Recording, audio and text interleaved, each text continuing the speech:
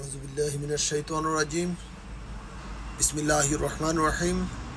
সম্মানিত দেশবাসী, আসসালামু আলাইকুম রহমতুল্লাহি ওয়া বারাকাতুহু। প্রিয় দেশবাসী,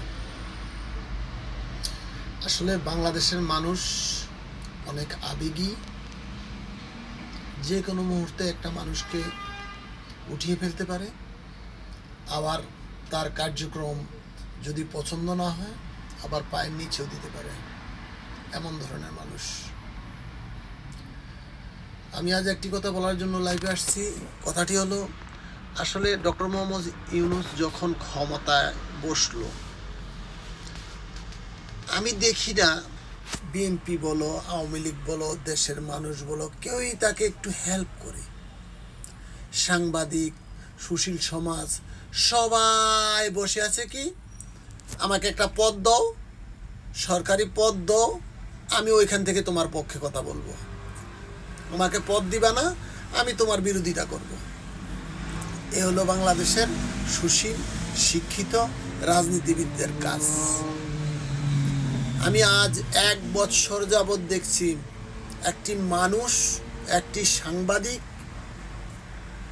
কই, শুধু একমাত্র রেজ্জাকি ভাই ছাড়া, আবু হেনা রেজ্জাকি ভাই ছাড়া এই দেশের পক্ষে, ডক্টর ইউনূসের পক্ষে কেউই কথা বলে না। আবু হেনা ভাই, রেজ্জাকি যে কথাগুলো বলে, একটা কথা যে এই কথাটা ভুল বলছে আমি খুঁজে পাই না। শুধু একজন সাংবাদিক পেয়েছি আমরা, আবু হেনা রেজ্জাকি ভাইকে। ইনি দেশের জন্য, দেশের মানুষের জন্য সত্যি কথা বলে যাচ্ছেন। দোয়া করি আল্লাহ তাকে নেক হায়াত দান করুক। আমি আরও বলতে চাই দেশবাসীকে, অনেক অনেক প্রাণের বিনিময়ে 1 জুলাই পেয়েছেন।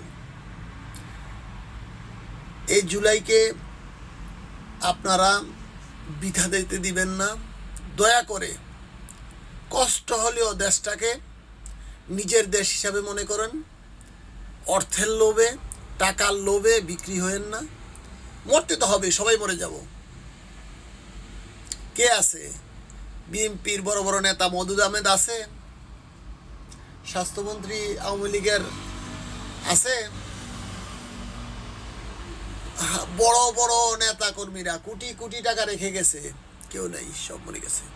দেশের জন্য কিছু করে যান, এটা আজীবন, দেশ যতদিন থাকবে ইতিহাস হয়ে থাকবে।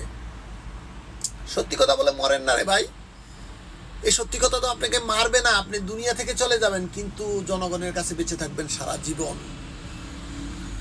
এই জন্য বলছি, আবু হেনা রেজ্জাকি ভাইকে অশেষ অশেষ ধন্যবাদ। রেজ্জাকি ভাই, আপনি যেভাবে চলছেন এভাবে চলেন, আল্লাহ পাক আপনাকে হায়াত দারাজ করুক, এটাই দোয়া করি।